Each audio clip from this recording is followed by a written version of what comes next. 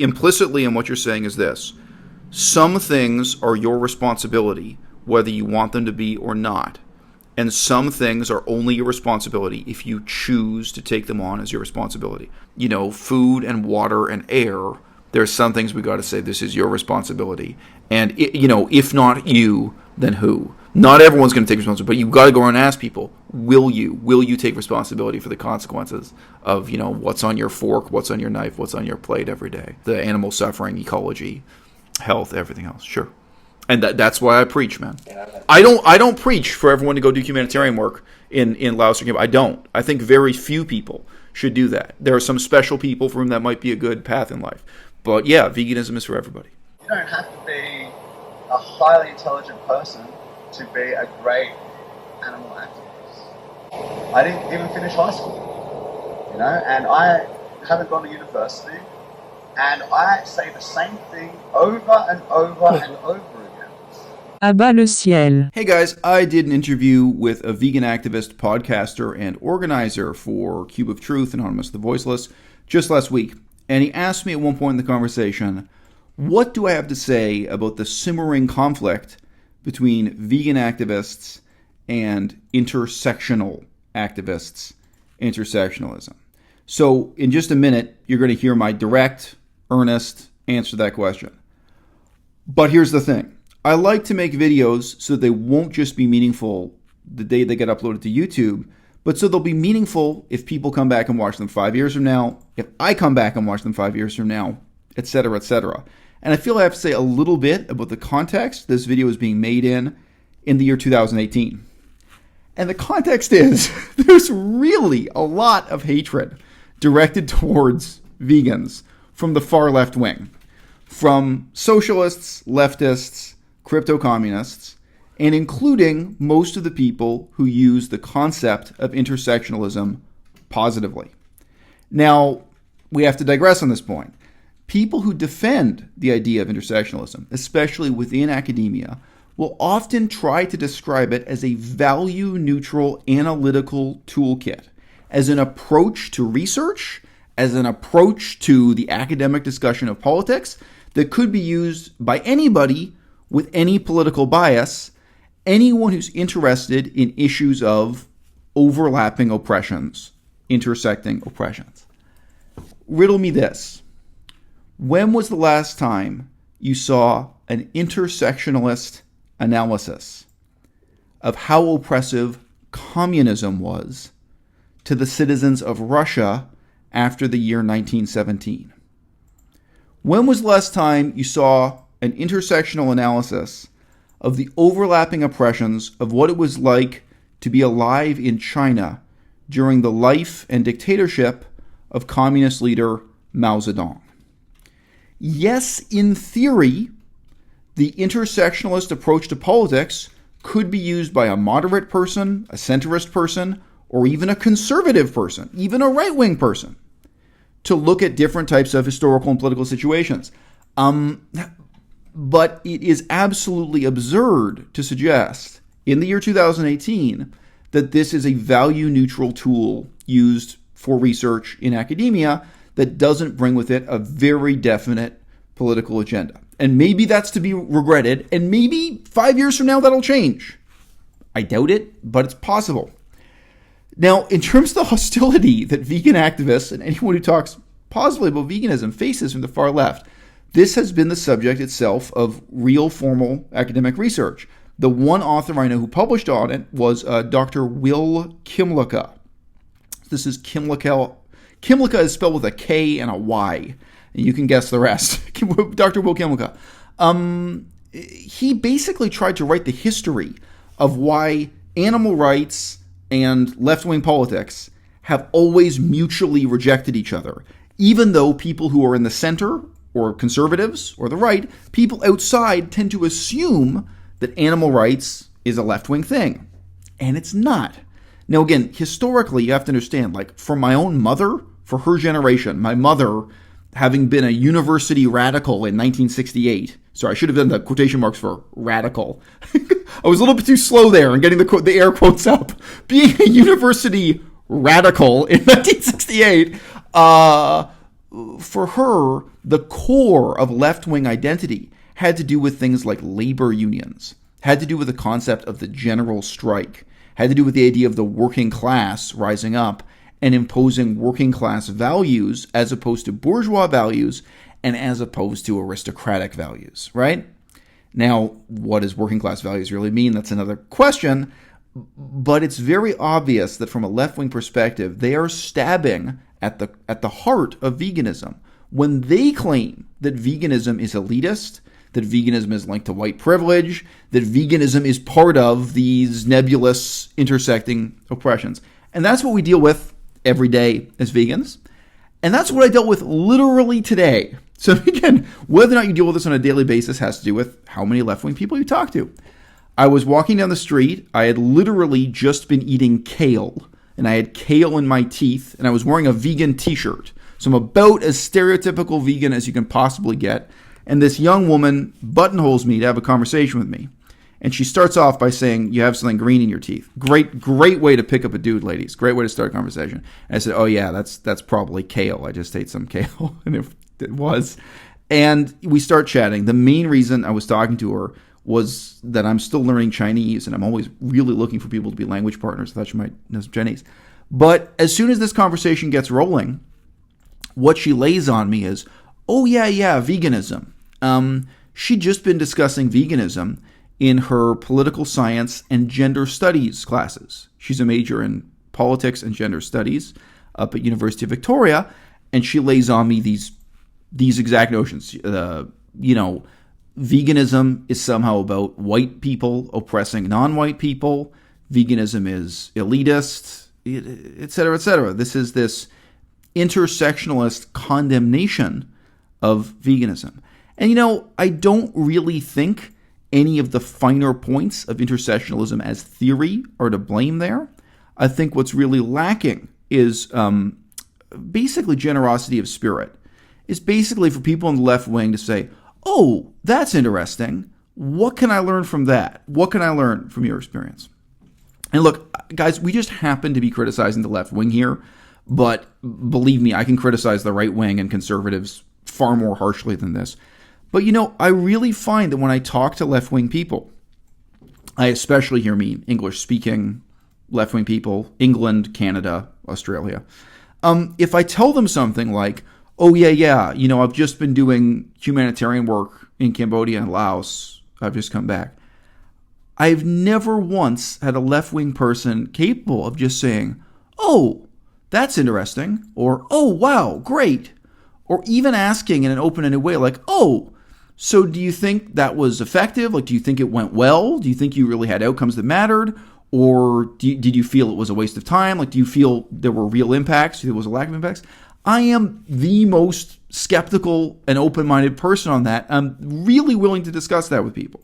I don't go around preaching that, like, the particular humanitarian projects I was involved with had a great positive impact on the world. On the contrary, I'm really skeptical, and I really like to say, well, I was part of a project that was trying to help starving people by giving them food and by improving their methods of agriculture, but actually, we could have been doing more harm than good, and here's why.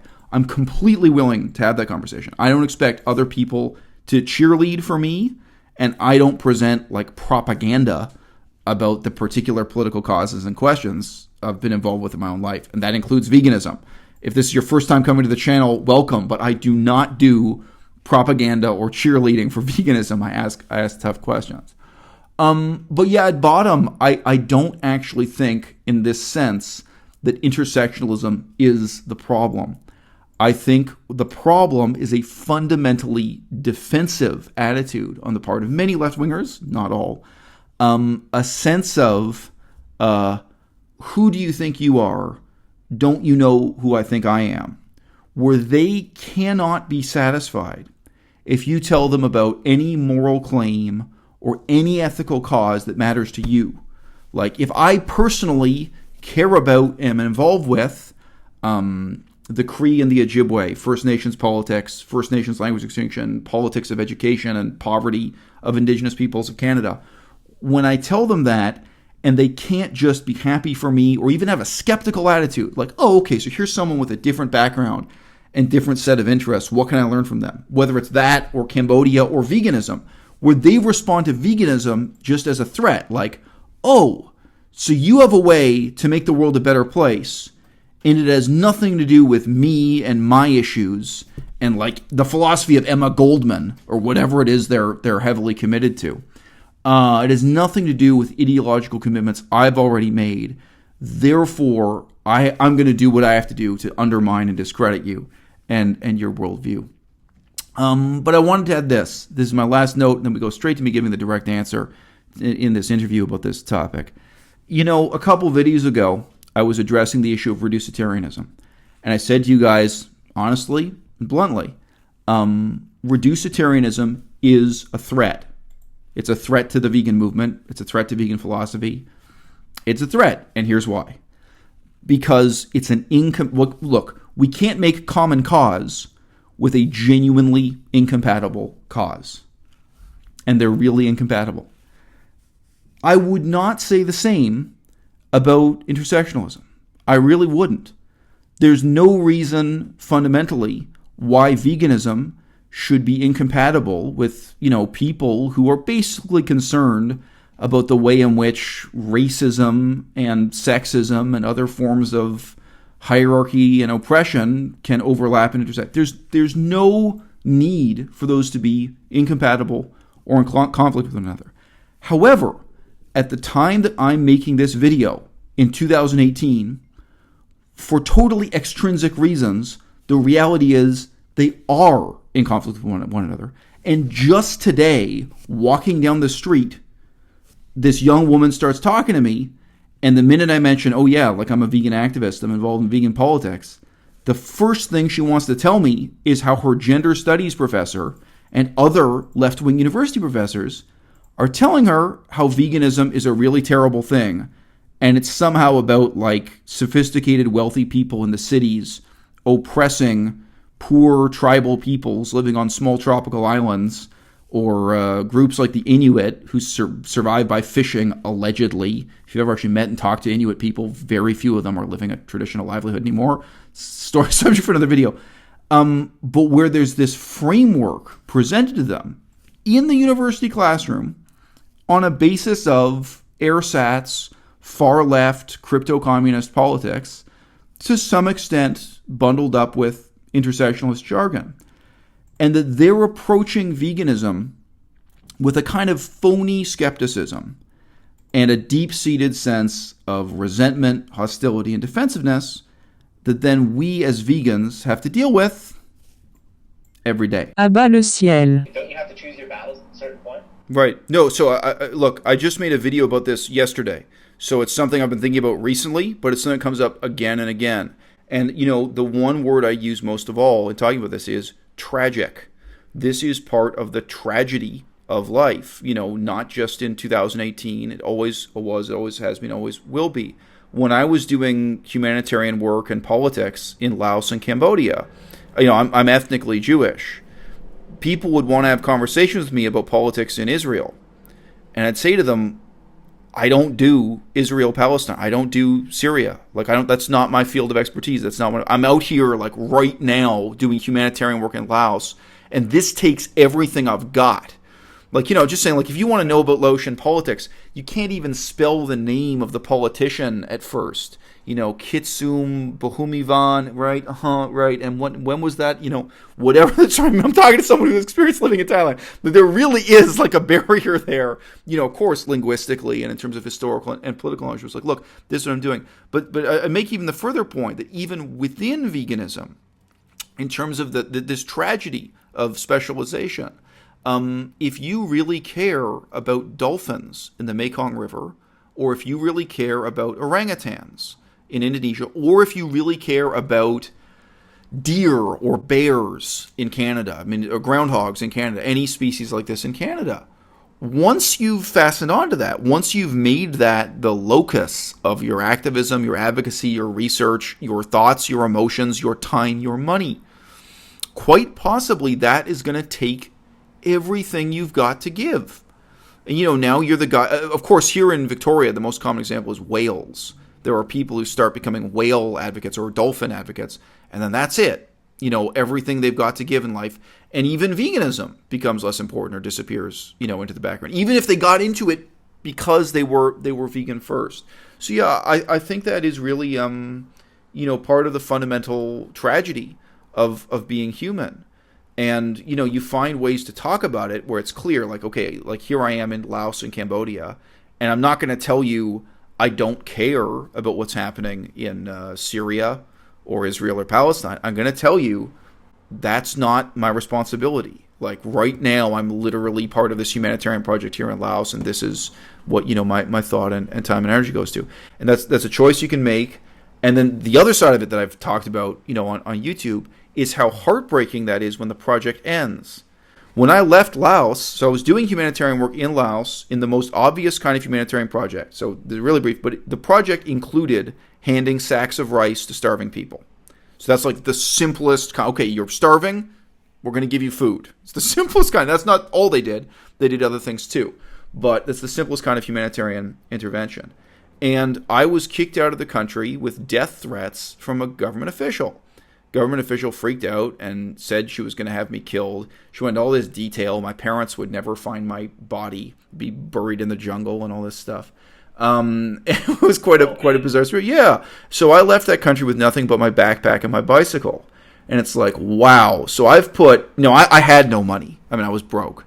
But I've put years of my life into learning the language, learning the politics, learning the history, also learning practical things like how the government works and how the humanitarian sector works, so I can get out there and make this positive difference in the world. And now all of that's over. All of that's for nothing. So again, we already talked about this way at the beginning of this interview. I put in all this time and effort and a little bit of money, it's not that much money, into learning Korean Ojibwe and trying to make a positive difference that way. And then when that ended, it was like, wow, all of this is over. So that's the flip side of that tragedy. You can specialize, and life, circumstances beyond your control. I'm tempted to use words like fate or destiny, but I'm not. I don't believe in fate or destiny. But circumstances beyond your control can separate you forever from being able to make the positive difference that you were training yourself to make, that you were studying to make, that you were learning to make. And of course, that could happen with something like dolphins also. Okay, you put all this energy into doing dolphin activism, and then whatever, you have to move to Detroit, and there are no dolphins in Detroit. You have to move somewhere. For whatever reason, you're really cut off from that. Yeah. So when you're talking about making a real difference on specific issues, whether it's within veganism or whether it's outside of veganism, that is the fundamental tragedy. And now, implicitly in what I've said, I don't think I have to say it implicitly, is that I'm in effect anti-intersectionalist, because I think people in intersectionalism, part of the problem is wanting to believe that you can do everything. And I'm saying, no, let's really deal with the tragedy that you can't. And even, of course, in all these things, your own ignorance is infinite. There are people, and they mean well, who make political statements about Cambodia and Myanmar and Laos, and they think let's say they're the stereotypical intersectionalist, left-wing intersectionalist. In theory, someone could be a right-wing intersectionalist. I've never heard of that, but in theory, you could be. They really think they're doing the right thing, but it's like you haven't read one book about the history of this country, and you should probably read about 3 before you have this kind of conclusion or make this kind of extreme political statement, even though that political statement may be motivated by compassion. You know what I mean? And sorry, we just went through this with palm oil at length. People want to take a position on palm oil, and it's like I'm saying, but I've been to a palm oil farm. If you really thought this through, you try to get some Socratic dialogue going. But yeah, it's really easy. It's easy to multiply your own ignorance by multiplying your ideological commitments through intersectionalism. And I'd rather deal with really earnestly our own finitude, where it's like, look, just this question, starving people in Laos, that's going to take everything I've got. And, agriculture and rubber plantations and, there are all these related issues, understanding what's going on in the economy and farming and the education sector, why people are starving and how do they get their children to school when you live in a town that's not connected anywhere by roads, and illiteracy and minority languages. All these things were interconnected. I poured everything I could into that. And I developed expertise, and once I'm back in Canada, I have no more career path. I can't get a PhD. I can't do anything with that knowledge. And hey, here's the final tragedy. And I see statements made by the government of Canada and by the Senate of Canada, and the people involved within the government, they don't know what I know. They don't know my background. And by the way, you can get to that level really quickly. I've met people with the whale issue, whether it's whales or wild goats or wolves. If you do that with animal advocacy, very quickly, within a couple of years, you'll know more than the people in government about whales or about that specific whale population and what the ecological problems are. So, you develop that expertise then within a couple of years of commitment to an issue. Yeah, that's not unique to my circumstance. There you go, man. That's as heartfelt as it gets. Something that's going on in some country in Africa that you've never heard of. Right. It doesn't quite bear the same relevance to everybody. Right. No, look. I think. I just want to say this explicitly. Implicitly in what you're saying is this: some things are your responsibility, whether you want them to be or not, and some things are only your responsibility if you choose to take them on as your responsibility. I was not born with any responsibility to the people of Laos or Cambodia. I chose that. But if you eat 3 times a day, maybe you eat 4 times a day, maybe you eat once a day, but you eat. Everyone watching this video eats. It is surreal to claim you have no responsibility for the food that goes in your body. And that's why veganism is so universal. Sobering flip side, I did advocacy on pollution, water pollution in Toronto. And you think, wow, everyone's going to care about this issue because they all drink the water. Nope. You'd be amazed at how easy it is for human beings to just shirk their responsibilities, to just not care. Yeah. Even when I could show them at that time, I don't know if this has changed, or I could show them a map and say, this is where the sewage goes out into Lake Ontario, and this is the pipe where your drinking water comes from. And they're right next to each other, And you might think, wow, people are going to get interested and get involved. So, that is the gap. But no, I absolutely, food and water and air, there's some things we got to say, this is your responsibility. And, if not you, then who? Not everyone's going to take responsibility, but you've got to go around and ask people, will you take responsibility for the consequences of, what's on your fork, what's on your knife, what's on your plate every day? The animal suffering, ecology, health, everything else. Sure. And that's why I preach, man. I don't preach for everyone to go do humanitarian work in Laos or Cambodia. I don't. I think very few people should do that. There are some special people for whom that might be a good path in life. But yeah, veganism is for everybody. Sure.